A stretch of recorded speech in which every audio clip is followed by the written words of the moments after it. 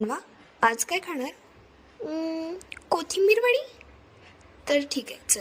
कोथिंबीर वडी बनवण्यासाठी तर सगळ्यात पहिल्यांदा कोथिंबीर छान धुवून बारीक कट करून घ्यायची. त्यानंतर त्यामध्ये मिरची, जिरे, लसूण याची पेस्ट करून घ्यायची मिक्सरमध्ये.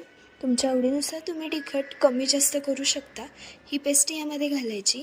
यामध्ये चिमूटभर हिंग पावडर घालायची आणि तीळ घालायचे. तीळ थोडे भरपूर घालायचे, वड्या छान क्रिस्पी होतात. तीळ घातल्यानंतर ह्यामध्ये चिमूटभर ओवा हातावरती क्रश करून घालून घ्यायचा. ओवा अगदी थोडा घालायचा आहे.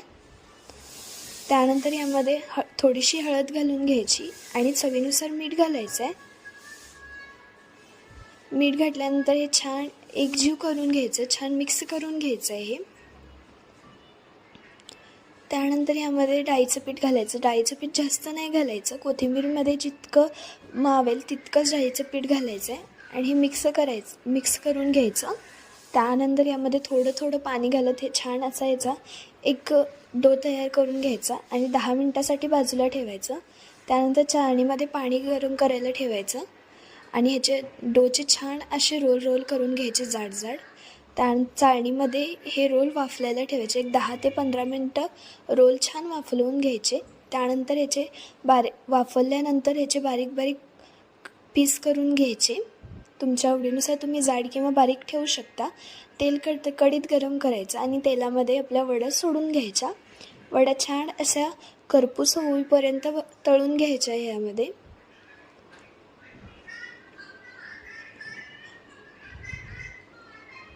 हे पहा, वड्या छान अशा करपूस तळलेल्या आहेत.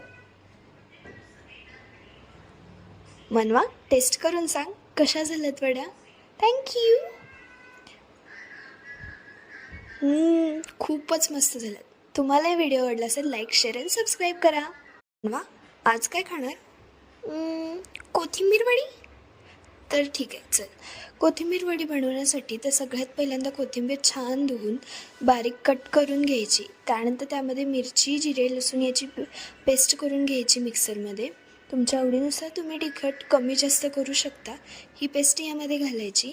यामध्ये चिमूटभर हिंग पावडर घालायची आणि तीळ घालायचे. तीळ थोडे भरपूर घालायचे, वड्या छान क्रिस्पी होतात.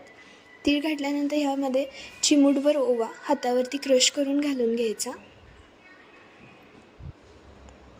ओवा अगदी थोडा घालायचा आहे. त्यानंतर यामध्ये थोडीशी हळद घालून घ्यायची आणि चवीनुसार मीठ घालायचं आहे.